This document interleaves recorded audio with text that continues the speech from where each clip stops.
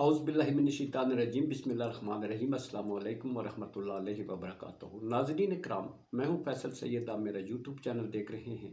उम्मीद करता हूँ आप जहाँ भी होंगे रब ताला की पनाह में आफियत से होंगे। नाज़रीन, आज इमरान खान की कामयाबियों का दिन सुबह से शुरू होता है और कामयाबियों से आज का दिन एख्तिताम पजीर होता है। दूसरा, गवर्नमेंट के लिए आज का दिन, उनके लिए ख़तरे की घंटियां सुबह से बजने शुरू होती हैं और शाम तक बजती रही हैं और अब तक बजती जा रही हैं। इस पे बात करते हैं। बड़े दिलचस्प इस तरफ और ख़तरनाक सूरत हाल बनती जा रही है। आपको मालूम है खान साहब पर जिस कदर मुकदमात हैं, मेरा ख्याल है वो अपनी मिसाल आप हैं। और जमहूरियत में जो कुछ हो रहा है, ये भी जमहूरियत की एक बेमिसाल दास्तान है जो पाकिस्तान की तारीख में, क्या दुनिया की तारीख में लिखी जाएगी। दुनिया से जैसा कि आवाज़ें उठ रही हैं, तो ये हमारी जमहूरियत पूरी दुनिया का इस वक्त मौजू बन चुकी है। और हो सकता है कि ये सियासत की स्टडीज़ जो हैं, जमहूरियत की जो उसमें जो स्याह बाब आते हैं, उसमें पाकिस्तान सर फहरिस्त होगा।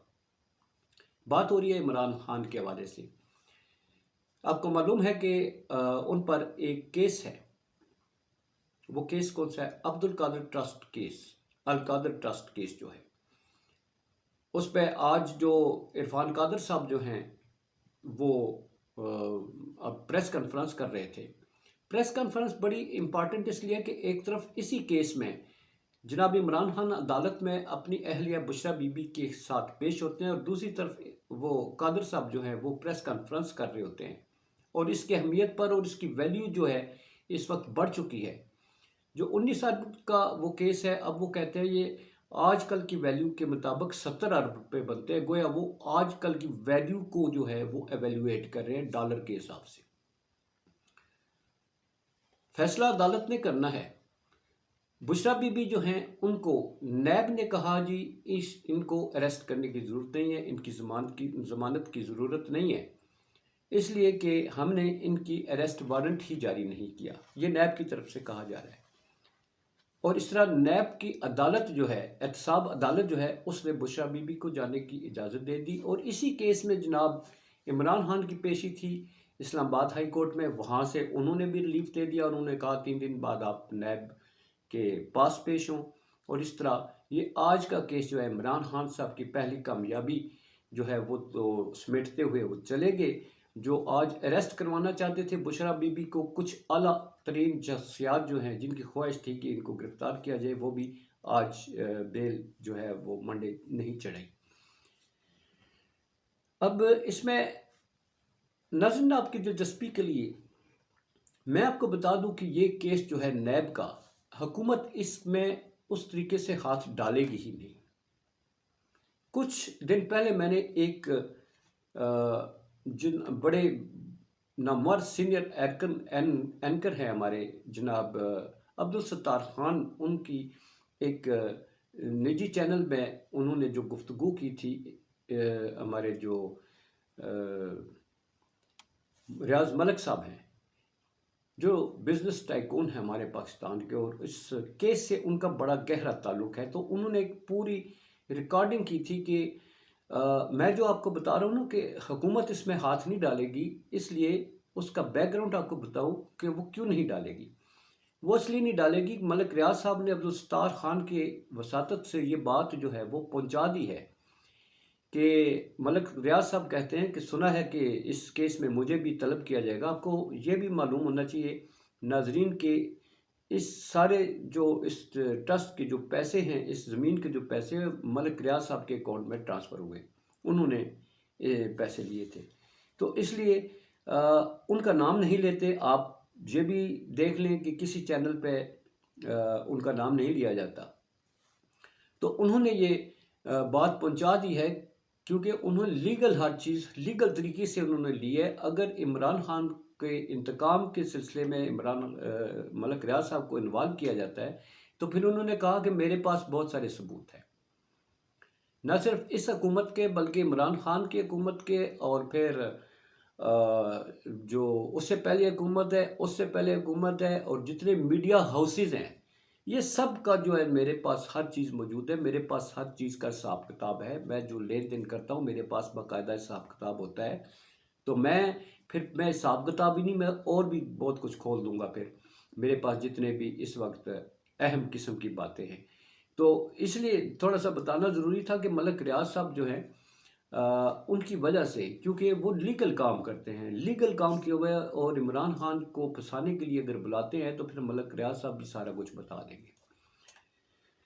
और आपको अब ये इसी तरह की प्रेस कॉन्फ्रेंसें तो इमरान खान की करप्शन की करते हुए नजर आएंगे, मगर नैब पे दबाव डालते हुए नहीं ये नजर आएंगे, क्योंकि इमरान खान साहब भी बुशरा बीबी साहबा को इसलिए लेके आए थे कि अरेस्ट करें, ताकि हम भी फिर बोल्डली सामने आके नाम लें, फिर हम भी बताएं कि आप क्या करते रहे और इसमें आपका क्या किरदार है।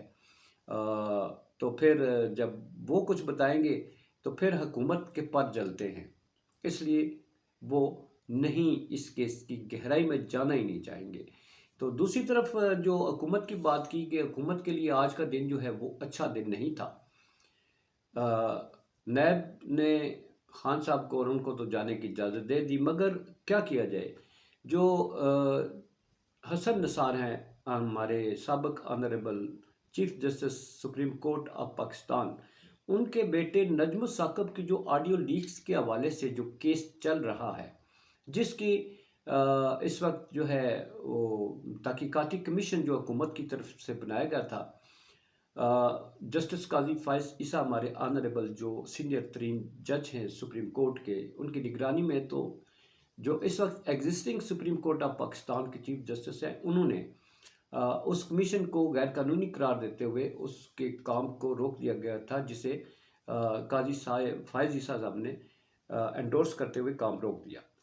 अब इसमें जो अहम नाम है वो है नजम साकिब जो है, वो साकिब निसार के बेटे, उन्होंने हुकूमत के खिलाफ जो है ये ऑडियो लीक्स के सिलसिले में इस्लामाबाद हाई कोर्ट में दरख्वास्त दे दी। एक तो ये कि कमीशन को साकिब निसार साहब जो है उन्हें तलबी से रोका जाए, जो पार्लिमान में बनाया गया कमीशन है, हुकूमत ने अपनी एक अदालत लगा रखी है ना, पार्लिमानी एक कमेटी बनाई है, उसके रूबरू भी उन्हें तलब किया जाता है। लाहौर हाई कोर्ट में नजम साकिब जो है उन्होंने दरख्वास्त दायर की कि ये गलत है, इस हवाले से ये भी तहकीकात की जाए कि ये ऑडियो लीक्स कहाँ से आती हैं। तो जो मैं बता रहा हूँ कि सुप्रीम कोर्ट, ये हुकूमत की तरफ से जो सबसे बड़ी परेशानी है, जो ख़तरे की घंटी बजा दी गई है इस्लामाबाद हाई कोर्ट की तरफ से, वो ये है कि इस्लामाबाद हाई कोर्ट ने हुकूमत से जवाब तलब कर लिया है कि ये ऑडियो रिकॉर्डिंग कौन करता है, इन्हें खुफिया रिकॉर्डिंग जो इस वक्त रिलीज़ की जाती है, ये कौन काम कर रहा है। यहाँ आके हुकूमत अब फंस गई है। आपको मालूम है तहरीक इंसाफ ने सुप्रीम कोर्ट में भी यही कहा हुआ है कि जो आपने तहकीकाती कमीशन बनाया, हुकूमत से भी ये कहा है, जो जस्टिस काजी फायज ईसा साहब से भी यही सवाल किया गया कि जनाब आप इसकी तहकीकात ऑडियो लीक्स की कर रहे हैं, आप ये तो सवाल करें, इब्तदा यहाँ से करें कि ऑडियो रिकॉर्डिंग करता कौन है। तो काजी साहब जो है, काजी फायज ईसा साहब, उन्होंने भी कहा ये बाद में देखा जाएगा। गोया उन्होंने इस बात को अहमियत नहीं दी, मगर इस्लामाबाद हाई कोर्ट ने इसी बात को बुनियाद बनाया है कि ये हुकूमत हमें जवाब दे कि ये ऑडियो रिकॉर्डिंग खुफिया तौर पर कौन करता और फिर इन्हें रिलीज़ करता है। यहाँ ये हुकूमत आके अब गई है फंस। और ये किसकी दरख्वास्त पे हुआ?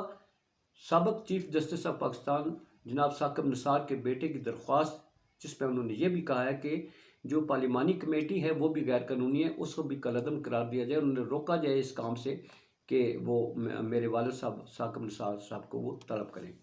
तो ये थे हालात जनाब। बहुत सारी बातें हैं, बहुत सारी अहम है, मैं नेक्स्ट व्लॉग में बताऊंगा आपको कि ये काफ़ी सारे सीरियस मामला जो इस वक्त चल रहे हैं, इनके ये रुख क्या अख्तियार करेंगे। अभी तक के लिए फ़िलहाल इतनी ये इम्पोर्टेंट था, आपसे शेयर करना था। अपना बहुत सारा ख्याल रखिए। पाकिस्तान जिंदाबाद, पाक अफवाज पाइंदाबाद।